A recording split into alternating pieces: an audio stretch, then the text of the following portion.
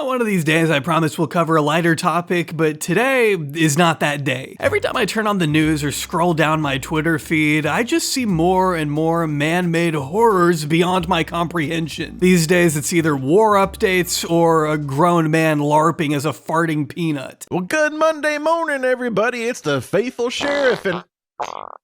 We really do live in hell, don't we? But because I guess there's nothing we can do about it, Operation Epic Fortnite Chungus lurches forward, as the United States and Israel have continued to brutally pummel the Iranian capital of Tehran into the ground with tax dollars provided by you and me. In fact, our wonderful America First State Department just signed off on another $660 million worth of bombs to be sent to our greatest ally in the Middle East, sidestepping Congress by declaring it as an emergency. You know, an emergency we created. Though maybe 20,000 bombs will finally be enough to satiate the appetite of Senator Lindsey Graham of South Carolina, one of the most unapologetic advocates for war there is, who keeps getting invited on TV and treated like a normal guy despite all his unrestrained murderous fantasies. $1 billion a day.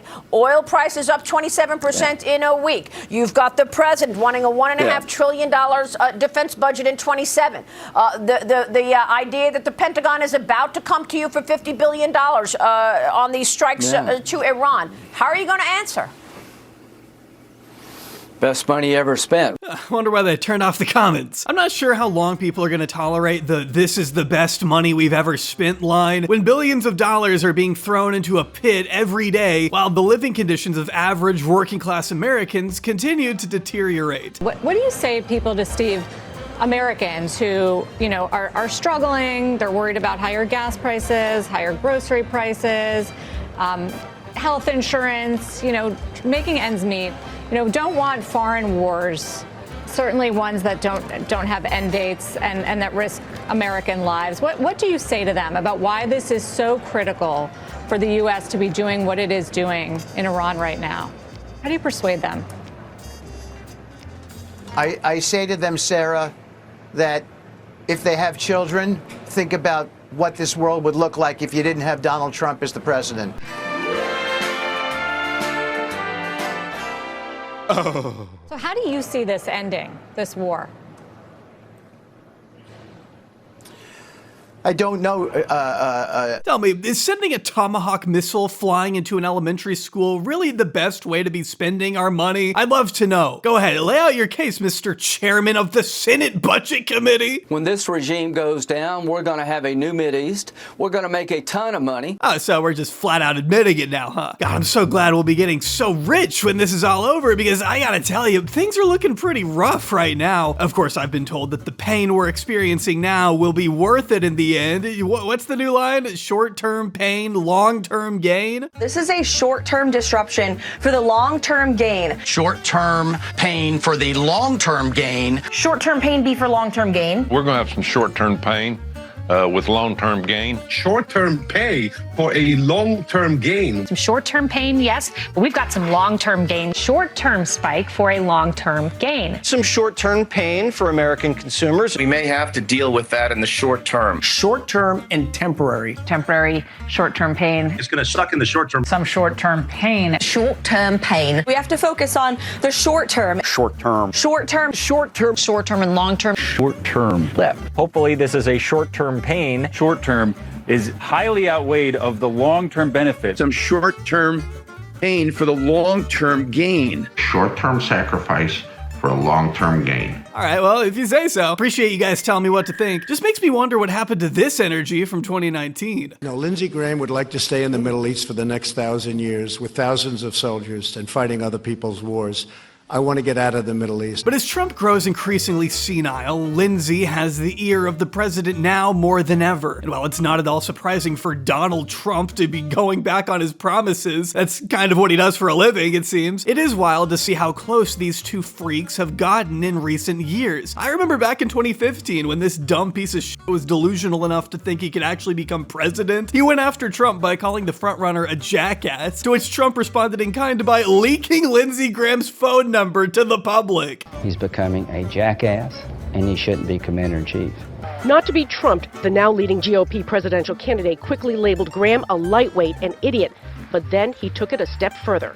So Lindsey Graham says to me, please, please, whatever you can do. And he gave me his number, and I found the card. I wrote the number down. I don't know if it's the right number. Let's try it. 202.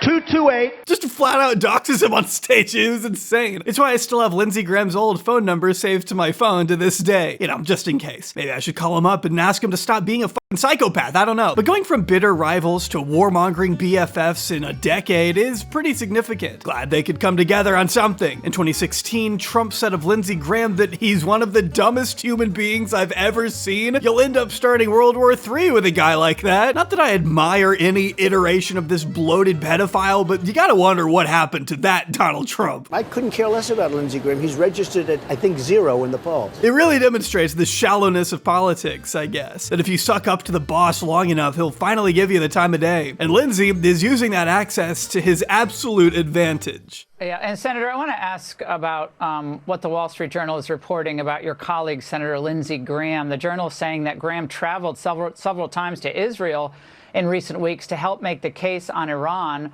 meeting with members of the country's intelligence agency, spoke with Netanyahu, coaching him on how to lobby President Trump for action. Well, listen, Lindsey is passionate about defending America, and he is on the road a lot. He's talking to world leaders. But when it comes to what the about threat, this? Well, what about this? I mean, this is something of a totally different level, is it not? No, actually. Our point is working with Netanyahu so closely to lobby President Trump, acting as an intermediary for a foreign country. Is that appropriate? That was my simple question. I'm not trying to be difficult here, but that's slightly unusual, is it not? I agree with you on the other points. I don't think it's a fair characterization. According to a recent report by the Wall Street Journal, the Rupert Murdoch-owned Wall Street Journal, mind you, this isn't like some communist outlet, okay? Journalist Josh Dawsey laid out precisely how the senator has managed to spread his influence on foreign policy in terms of Iran. As Lindsey Graham tried to sell Donald Trump on bombing Iran, he liked to play a little word association game with the president. I say Franklin Roosevelt, what do you say? The Republican senator from South Carolina asked. The correct answer? You have nothing to fear but fear itself. As he ticked through the memorable presidential phrases, Graham asked Trump what his phrase would be. Trump said he didn't know, Graham recalled. Keep protesting, help is on the way, Graham suggested, referring to Trump's social media post in January urging Iranians to confront their government. When Dawsey came to interview Graham, the senator appeared almost giddy about persuading Trump to bomb Iran. One of his hats read, "Make Iran great again. What are they gonna do to me?" he said of critics who opposed his efforts. And he's kinda right. He's untouchable. His words are being listened to. And some of those words appear to be coming straight from another lover of peace and liberty, Benjamin Netanyahu. Dawsey writes that to help make the case on Iran, Graham traveled several times to Israel in recent weeks, meeting with members of the country's intelligence agency. They'll tell me things our own government won't tell me, he said. He spoke with Israeli Prime Minister Benjamin Netanyahu, coaching him on how to lobby the president for action. Netanyahu showed the president intelligence that persuaded Trump to go ahead, Graham said. I'll just give you a moment to absorb that information. It should come as no surprise then to see him slamming Saudi Arabia for not being a more enthusiastic participant in the bombing campaign, writing on Twitter that Americans are dying because of you, and the US is spending billions, also because of you, to dislodge the terrorist Iranian regime. Hopefully, Gulf Corporation Council countries will get more involved as this fight is in their backyard. If not, consequences will follow, which is a threat. I mean, there's no other way to read that. That's a threat. Finally, to my friends in Saudi Arabia, I've been your biggest champion. I think the Crown Prince has taken Saudi Arabia in a completely different direction in a good way. But here's what I want to say to Saudi Arabia tonight. I'm willing to do a mutual defense agreement with your country to give you protection in perpetuity. Under the agreement I've been pushing, and I hope we can continue to talk about, if you're attacked by Iran, we would go to war for you. To all the anti-Seminites, to all the isolationists, I don't believe. Forget it. I'm not with you. I'm with Israel. I will be with Israel to our dying day. God bless Israel. Right. We should move all our stuff to Israel. Thank you. Are you hearing this? He's outright begging on his hands and knees for a giant regional war in the Middle East where South Carolinians are forced to die for Israel. To our Arab friends, I've tried to help you construct a new Mideast. You need to up your game here. I can't go to South Carolina and say we're fighting and you won't publicly fight. What you're doing behind the scenes, that has to stop. The double dealing of the Arab world when it comes to this stuff needs to end. I go back to South Carolina. I'm asking them to send their sons and daughters over to the Mideast.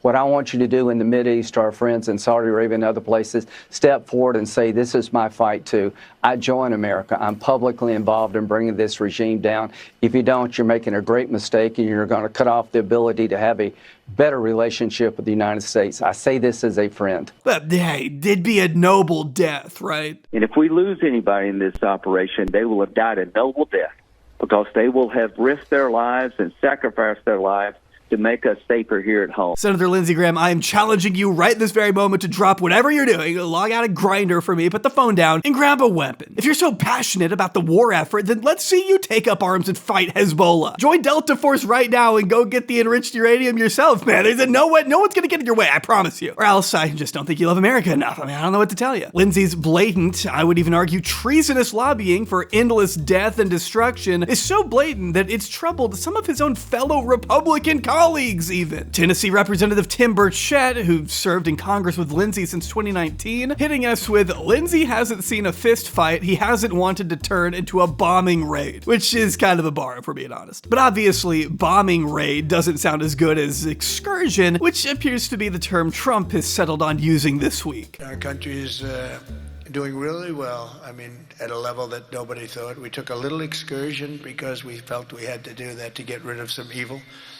And I think you'll see it's going to be a short-term excursion. Now, it's basically impossible to tell whether this excursion is being wrapped up or not, considering the president's declaration that I think the war is complete, pretty much, seems to fly directly in the face of the commitment made by the Department of Defense, that we have only just begun to fight. It's ridiculous. You'll have Trump one day where he insists he's looking for unconditional surrender, musing that at some point, I don't think there will be anybody left to say we surrender. Then the next day, he'll turn around and say this. Mr. President, you've said the war is, quote, very complete, but your defense secretary says this is just the beginning. So which is it, and how long should Americans be prepared? Well, I think for you could this war say to it both. last? It's both. It's both. Sure. Yeah, who cares anymore? Only people's lives we're talking about. Oh, you're still asking about the war, the excursion? God, just shut up, please. Let's get back to the ballroom. The beginning. It's the beginning of building a new country. But they have no Navy. They have no Air Force. They have no anti-aircraft equipment. It's all been blown up. They have no radar. They have no telecommunications. And they have no leadership. It's all gone. So, you could look at that statement. We could call it a tremendous success right now as we leave here. I could call it, or we could go further. And we're going to go further. You could just admit you have no plan for the future, right? It'd be fine to tell the truth for once in your life. A lot of brilliant work, but we're going to have a much safer world as soon as it's finished, and it's going to be finished pretty quickly. Finished pretty quickly. Nice. Well, that's not what the other side is saying, but okay. I guess that's why Israel needed the $660 million of bombs, right? What's abundantly clear is that Trump did not expect things to spiral out of control so fast. It looks like he thought he could be in and out of Iran in just a couple days, much like what he did when he illegally kidnapped the leader of Venezuela earlier in the year. But so far, that hasn't quite happened. In fact, Iran has already selected a new supreme leader to replace Ayatollah Khamenei with another Ayatollah Khamenei, his son, which Trump isn't too pleased with, and neither is Israel, who of course have every right to decide who runs another country. I mean, duh. But I do have a question. Despite what the supposed good guys are saying, which is that we're waging this war on behalf of democracy and human rights, this notion that we're actually helping the people of Iran break free of oppression, how exactly does bombing their oil facilities get anyone any closer to peace and freedom? This is what Tehran is waking up to this morning. The sky above the city is covered in very thick black clouds. You can see that everywhere. That's the west of the city over there, and this is the north of the city. Normally, if you look to that direction, you could actually see the Alborz Mountains, but now all of that is also covered in clouds. That comes after major airstrikes in the south and the west of the city happened last night, where oil installations were hit, oil storage facilities. Apparently also a refinery might have been hit as well. And now you can see this morning that the sky is still very dark. We saw thick black plumes of smoke in the sky yesterday. There were massive fires in the south of the city. But I want to show you something else because it's also raining. But you can see that the rain water is actually black, also saturated, it appears, with oil. And then if we look over there, you can see that the water that's running down here also is black. So that's what's coming down this morning, this sort of oil-filled rain that we have right now on the Iranian capital after those strikes took place. Yeah, those are the good guys producing all those haunting images that I'll probably never get out of my head. Just massive dark smoke plumes billowing up over the city in what can only be described as an apocalyptic nightmare. Reminder, Tehran is home to about 10 million people. It's an extremely populated city. It's an area that's been inhabited for over 6,000 years, and thanks to Trump and Netanyahu's war of choice, those inhabitants are now being exposed to toxic chemicals that could lead to lifelong ailments or death. As The Guardian outlined, soot covered the streets and cars, balconies filled with black gunk, and the toxic air had filled the lungs. Many residents woke up with pain in their throat and eyes burning. One activist and former political prisoner based in the central east side of the city told the publication that the situation is so frightening, it's hard to describe. Smoke has covered the entire city. I have severe shortness of breath and burning in my eyes and throat, and many others feel the same. But people still have to go outside because they have no choice. Many places reopened today, but closed again because it's impossible to stay outdoors. One teacher told Time magazine that the air is unbreathable. Today, I was in the car for just 15 minutes breathing this air. I don't even know what it is, and now I have a headache. The skin on my face, especially my lips, is sore and raw. It burns and feels like diluted tear gas is in the air. It irritates my eyes, and I keep needing to clear my throat. She added that something like a black monster has swallowed the sky over Tehran. Would really love to see all those short-term pain people telling Iranians that this is all necessary in order to achieve long-term gain. Sorry guys, your highways are gonna be unusable, your oil facilities obliterated, your cities bombed, and you may just develop a lifelong illness from all the oil rain we caused, but guess what? Short-term pain, long-term gain, man. Of course, it's difficult to imagine what sort of gain there could be for Iranian parents who sent their children off to school the other day only to receive the unimaginably devastating news that they were martyred by a Tomahawk missile sent by a senile pedophile and his drunk rapist friend from halfway across the world. So if those people aren't gaining, then who is? We're going to make a ton of money. Oh yeah, how can I forget? You know, they've said this about a lot of things. No other president could do some of this shit I'm doing. No other president. I don't know if that's something to brag about. The head of the World Health Organization weighed in too, warning on Twitter that damage to petroleum facilities in Iran risks contaminating food, water, and air, hazards that can have severe health impacts, especially on children, older people, and people with pre-existing medical conditions. He also brings attention to 9 healthcare workers who have been killed since the 28th of February and 16 injured. Additionally, 43 primary healthcare centers and 5 hospitals have closed due to evacuation orders. With an investigation published by the New York Times, which found evidence that the elementary school in Manab was in fact hit by an American Tomahawk missile, it's becoming increasingly difficult for Trump to ignore and downplay the scores of children he martyred on the first day of the slaughter. But he's trying. You just suggested that Iran somehow got its hands on a Tomahawk and bombed its own elementary school on the first day of the war. But you're the only person in your government saying this. Even your defense secretary wouldn't say that when he was asked, standing over your shoulder on your plane on Saturday. Why are you the only person saying this? Because I just don't know enough about it. I think it's something that I was told is under investigation. But Tomahawks are used by others, as you know. Numerous other nations have Tomahawks. They buy them from us. But I will certainly, whatever the report shows, I'm willing to live with that report. See, he doesn't know enough about it. Fair enough, he's only the president of the United States. How could he possibly know about it? The arguments they're presenting are so weak that even Fox News veteran Laura Ingraham is doubting them. Do you know how far you have to fall to lose the likes of Laura Ingraham? But they haven't lost everybody. Ladies and gentlemen, I sincerely apologize if you're eating, because we're about to look at some Asmongold clips. Sounds going nuts about a school getting bombed. Oh, a school got bombed? Yeah, I didn't see that. I mean, again, any time that I hear somebody trying to cry and get upset about like, oh my God, Israel and America bombed a school, Iran killed thousands of their own people, and nobody was really talking about that at all.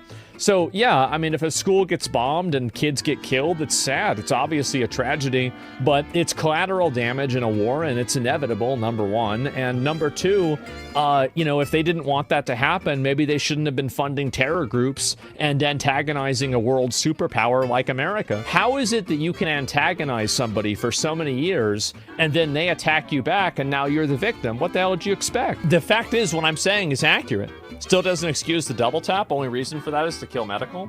Well, of course you should kill their medical. Like, if they're helping, of course you should kill their medics. Like, if you have these people that are helping these soldiers that are terrorizing you and fighting against you, you should of course shoot them. Duh. Like, what are you talking about? That's a war. What? Yes, absolutely. That's a war crime? What do you mean? The medics? Yes, absolutely. It's a brutal take. It's not a brutal take. I think nothing diminishes my faith in humanity more than knowing there are real people out there who look to this roach for his biting political commentary. A guy who used to bathe himself with Windex on stream because he didn't want to take a shower. I mean, he's not going outside ever, so why even attempt basic hygiene if you're just gonna rot away in your room every day telling your audience of cattle that it's actually pretty based that people are dying? Yeah, medics are valid military targets. What's a war crime exactly? Asman has no reason to stop his signature grotesque style of commentary, even if he eventually does wake up and realize what he's doing. His pandering to the most disgusting people imaginable has gotten him praise from the vice president and the richest man on the planet. If I were to guess, he's probably gunning for a spot in Trump's third cabinet on the Joint Chiefs of Staff, but until then, I guess Lindsey Graham will have to continue being the unshakable voice of endless war in the president's circle. As of a few days ago, he's not only pushing for Trump to join Israel in their attacks on Lebanon. I'm calling on President Trump today. Join Israel to attack Hezbollah. President Trump, come up with a new operation called Simplify. Fly with Israel and go after Hezbollah, who has American blood on its hands. Not only take the mothership of Iran down, also take the proxy of Hezbollah, settle the score. Even the account. Lindsay has also been teasing another attack on a different sovereign nation, this time on our side of the world, Cuba. He's made no secret about it. He's even got the merch and everything. I'm in Miami. You see this hat? Free Cuba. Stay tuned. Yep. The liberation of Cuba is upon us. It's just a matter of time now. You see this hat? Make Iran great. President Trump said the only way to make Iran great is for the people to take over. We're marching through the world. We're cleaning out the bad guys. We're going to have relationships with new people that will make us prosperous. Donald Trump is resetting the world in a way nobody could have dreamed of a year ago. I swear, Marvel brain has permanently ruined our culture. Why are we treating an illegal and offensive intervention like an Avengers post-credits scene? And we still call ourselves the good guys. President Trump didn't wake up one day and say, hey, let's take Venezuela. He did what other people talked about, but didn't have the balls or the guts to do it. This is a good thing. This is not interventionism. This is making America safer. We're going to be more prosperous because of the business deals. This is a good thing, not a bad thing. Maduro, everybody talked about him. Well, Donald Trump's got him in jail. Cuba's next. They're going to fall. This communist dictatorship in Cuba, their days are numbered. The Iranian regime, the mothership of international terrorism, is about to collapse. The captain of the ship, the Ayatollah, is stone cold dead. We're also looking forward to the great change that will soon be coming to Cuba. Cuba's at the end of the line. They're very much at the end of the line. End of the line. Imagine someone saying that about America, unprompted. How well do you think these dudes would take that? I'm really not sure how cretins like Lindsey Graham sleep at night. The human toll of his advocacy is increasingly hard to quantify as the war spirals more and more out of control. It's hard for normal people to understand the demonic nature of this man, but I did see a tweet the other day that attempted to make sense of it. What you have to understand about Lindsey Graham is that he is actively trying to go to hell because that's where he thinks all the gay guys are. Well said.